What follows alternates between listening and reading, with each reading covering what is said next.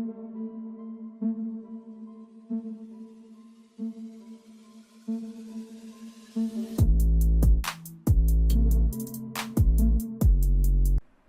स्वागत है आपका आज की हमारी इस वीडियो में।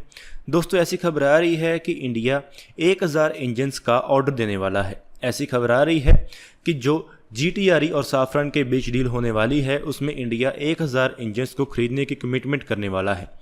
ऐसा इसलिए किया जा रहा है क्योंकि इस पूरी पार्टनरशिप में दोनों कंपनीज को प्रॉफिट में रखने के लिए और उनकी सप्लाई चेन को लंबे समय तक चलाए रखने के लिए और प्रॉफिटेबल रखने के लिए एक बड़े इंजन ऑर्डर की ज़रूरत है और इसीलिए ये बड़ा इंजन ऑर्डर दिया जा रहा है। इस साल के अंत तक साफरान और GTRE के बीच एक एग्रीमेंट साइन हो जाएगा और ये डील फाइनलाइज हो जाएगी और एक वर्क शेयर एग्रीमेंट भी हो जाएगा कि दोनों कंपनीज इस प्रोजेक्ट में कैसा और कितना काम करेंगी। ये इंजन प्रोजेक्ट हमारे AMCA Mark II एयरक्राफ्ट को पावर करेगा और फ्यूचर एयरक्राफ्ट प्रोग्राम्स को भी पावर करेगा। साफरान और GTRE मिलकर एक डील साइन करने वाले हैं जिसमें एक 110 kN से लेकर 120 kN के थ्रस्ट क्लास वाले इंजन को डेवलप किया जाएगा जो कि AMCA Mark II प्रोग्राम में लगाया जाएगा और इसका एक फ्यूचर वेरिएंट जो कि 130 kN के ज़्यादा के थ्रस्ट वाली क्लास का होगा। इंडियन एयरफोर्स ने 80 AMCA Mark II और 40 AMCA Mark I एयरक्राफ्ट को खरीदने की कमिटमेंट की है और एक एयरक्राफ्ट की पूरी सर्विस लाइफ में 6 इंजन चेंजेस होंगे और Mark I एयरक्राफ्ट के लिए 4 इंजन चेंजेस होंगे, यानी कि इस AMCA प्रोग्राम अकेले के लिए ही 640 से लेकर 700 इंजन तक की ज़रूरत होगी।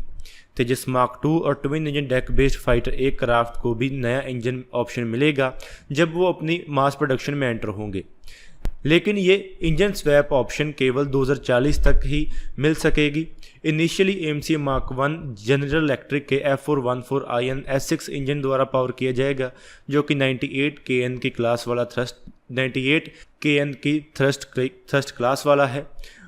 इस 1000 इंजन की जो कमिटमेंट की गई है उसमें अलग अलग स्पिन ऑफ प्रोग्राम्स भी शामिल होंगे जिसमें एक ज़्यादा पावर वाला 130 kN का इंजन शामिल होगा और एक छोटा ड्राई 75 kN वेरिएंट का इंजन शामिल होगा जो कि अगले 30 से 40 सालों में अलग अलग एयरक्राफ्ट के लिए डेवलप किए जाएंगे।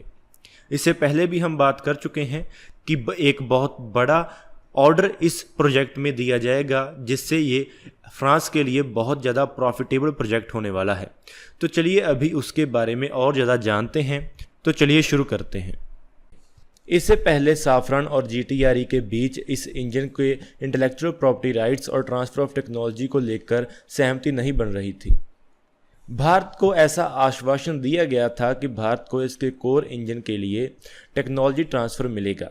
भारत इसमें इम्प्रूवमेंट्स भी कर पाएगा और इसके साथ ही इस इंजन के क्रिटिकल कंपोनेंट्स को इंजन सर्विस लाइफ के दौरान अपग्रेड भी कर पाएगा।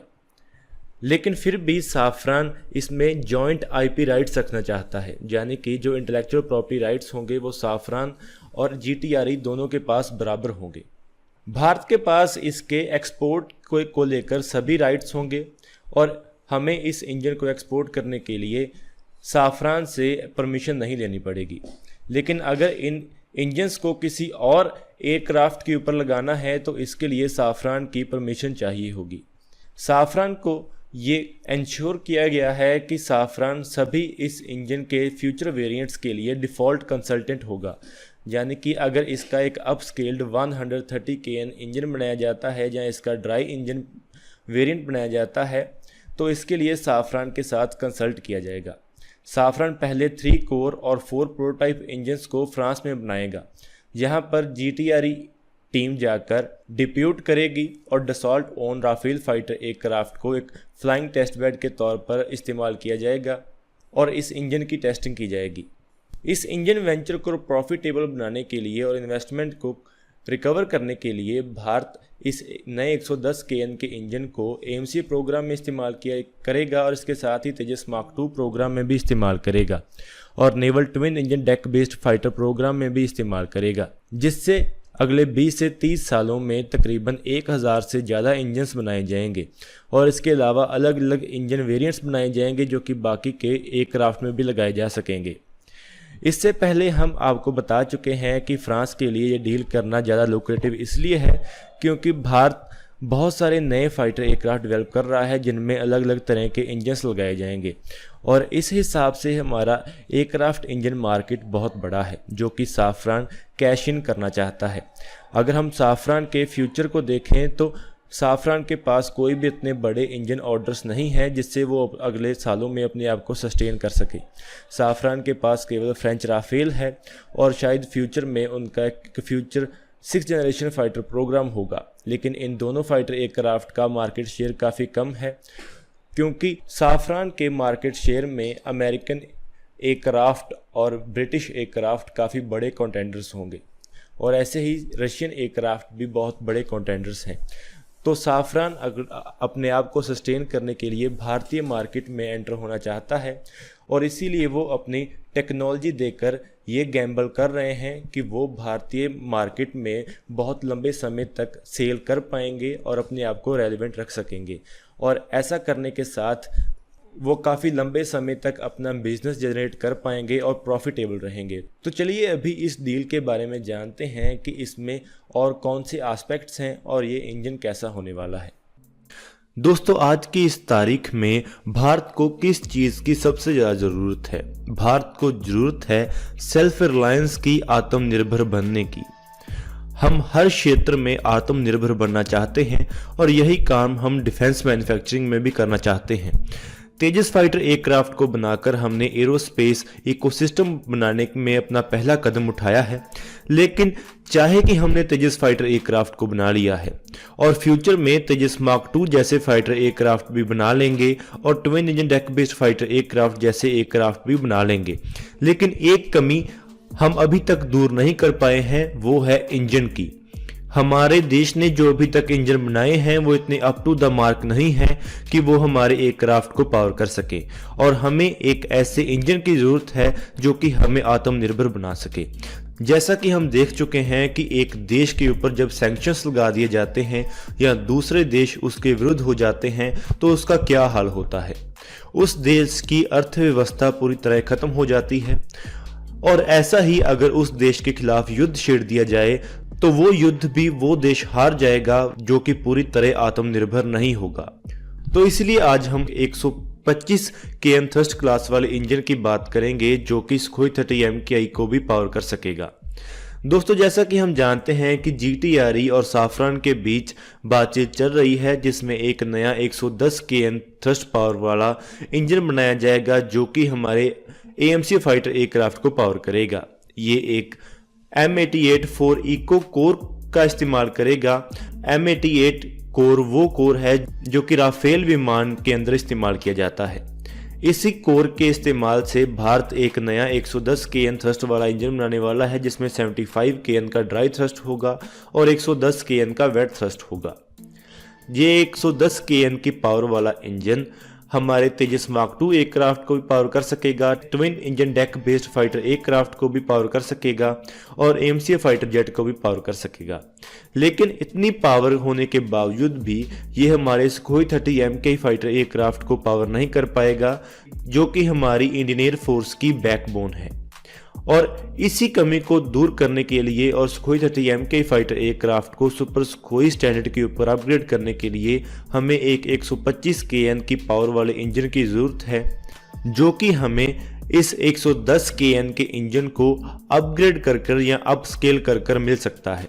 हम इस 110 kN के पावर वाले इंजन को अपस्केल कर एक 125 kN थ्रस्ट क्लास का इंजन बना सकते हैं जिससे कि हम हमारे सुखोई 30 MKI फाइटर एयरक्राफ्ट को पावर कर सकते हैं। हमारे सुखोई 30 MKI फाइटर एयरक्राफ्ट में अभी AL-31 FP इंजन लगाया गया है जो कि 122 kN के करीब पावर जनरेट करता है।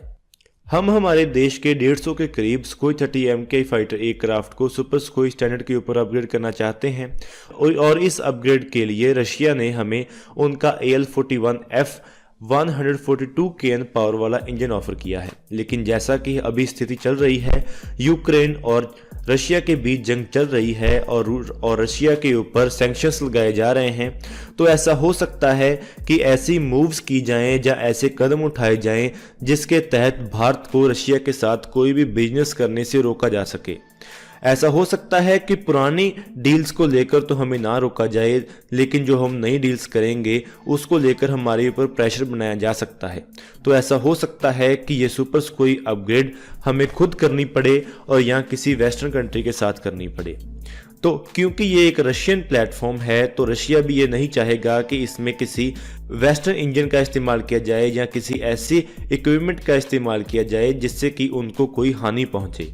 तो हम एक ऐसे इंजन का इस्तेमाल कर सकते हैं जो कि हमने खुद मिलकर बनाया है और फ्रांस के साथ मिलकर बनाया है, जो कि एक 125 kN थ्रस्ट क्लास का इंजन होगा जो कि हम इस एयरक्राफ्ट में इस्तेमाल कर सकेंगे। ऐसा बताया गया है कि इंडो फ्रेंच कंपनीज इतनी कॉन्फिडेंट हैं कि एक 125 kN के इंजन को बनाया जा सकेगा जो कि 7 साल से कम के समय में फ्लाइट टेस्ट के लिए तैयार होगा और 9वें साल में ये प्रोडक्शन में एंटर हो जाएगा। और इसके साथ ही ये इंजन ऐसे बनाया जाएगा कि ये भारत के ड्राई और ह्यूमिड एनवायरनमेंट में अच्छी तरह काम कर सके।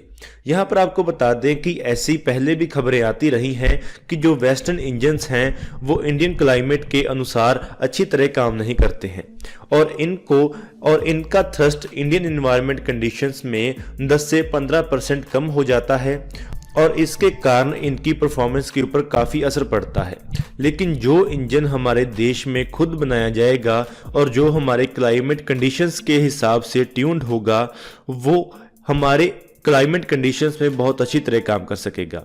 और इसके साथ ही ये जो 125 kN थ्रस्ट वाला इंजन होगा इसमें एक रिड्यूस्ड रडार सिग्नेचर होगा, इम्प्रूव्ड हीट मैनेजमेंट होगी, जिसके इस्तेमाल से जिस ही एयरक्राफ्ट में इसका इस्तेमाल किया जाएगा उसका रडार क्रॉस सेक्शन कम हो जाएगा और उसका हीट सिग्नेचर भी कम हो जाएगा, जिससे कि मॉडर्न कॉम्बैट कंडीशंस में उसकी सर्वाइवेबिलिटी भी काफ़ी बढ़ जाएगी। और इसी के साथ ही हमारा देश या DRDO एक ही तीर से 2 शिकार कर लेगा। वो ऐसे कि हम एक इंजन तो डेवलप कर ही रहे हैं और इसके साथ ही साथ हम उसी इंजन को अपस्केल कर हमारे सभी फाइटर एयरक्राफ्ट में उसका इस्तेमाल कर सकते हैं और हर तरह से सेल्फ रिलायंट हो सकते हैं। तो इसीलिए ये प्रोजेक्ट हमारे लिए काफ़ी इम्पोर्टेंट होने वाला है और इसी प्रोजेक्ट में आगे चलकर एक 125 kN थ्रस्ट क्लास वाला इंजन ज़रूर डेवलप किया जाना चाहिए। तो दोस्तों आज की इस वीडियो में इतना ही। अगर आपको ये वीडियो अच्छी लगे तो आप इसको जरूर लाइक और शेयर करें। Thanks for watching this video. जय हिंद, जय भारत।